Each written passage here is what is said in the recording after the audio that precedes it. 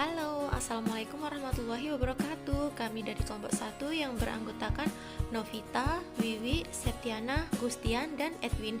Pada kesempatan kali ini kami akan memaparkan biografi tokoh milenial nasionalis.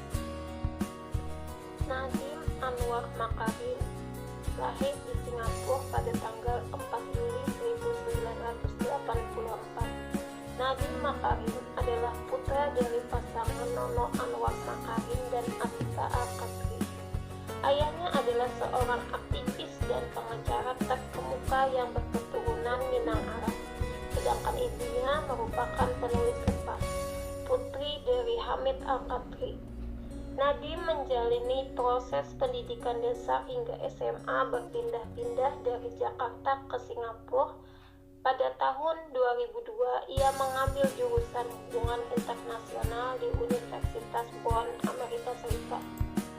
Setelah memperoleh gelar Magister Administrasi Bisnis, ia terjun sebagai pengusaha dengan mendirikan Zalora Indonesia.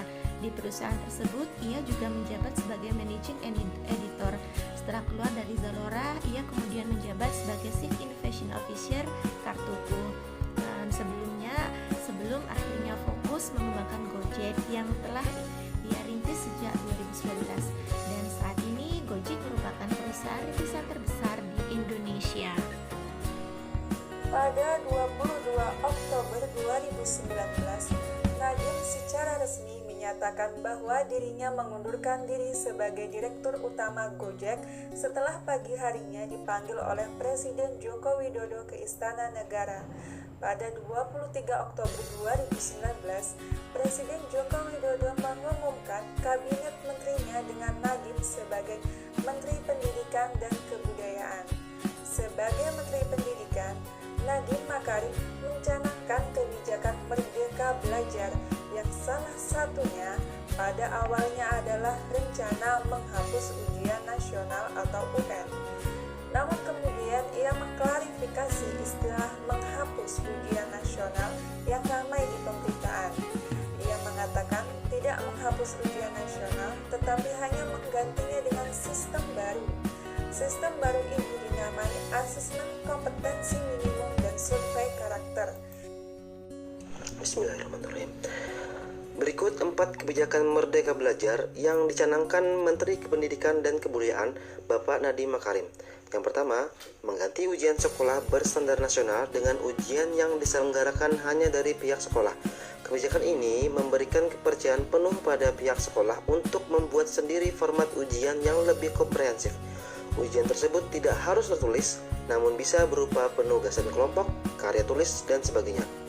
Yang kedua, menghapus format ujian nasional yang sebelumnya, lalu menggantinya dengan asesmen kompetensi minimum dan survei karakter.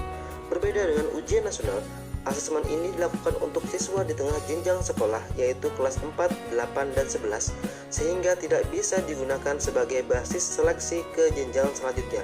Kemendikbud berharap hasil asesmen digunakan sekolah untuk memperbaiki mutu pembelajaran. Yang ketiga, menyederhanakan rencana pelaksanaan pembelajaran atau RPP yang komponennya terlalu banyak dan kaku. Guru diberikan kebebasan untuk membuat dan mengembangkan RPP sendiri, sementara komponen inti dalam RPP disederhanakan hanya menjadi 1 halaman saja.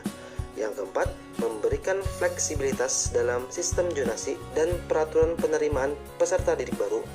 Kebijakan baru ini menambah kuota jalur prestasi yang sebelumnya hanya 15% menjadi 30%.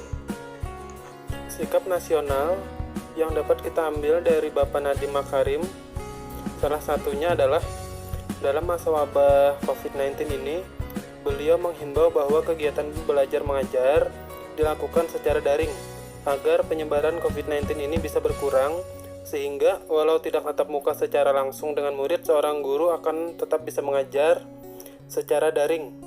Dalam pekerjaannya, beliau selalu mengambil keputusan secara berimbang dan adil. Sekian presentasi dari kami. Terima kasih dan wassalamualaikum warahmatullahi wabarakatuh.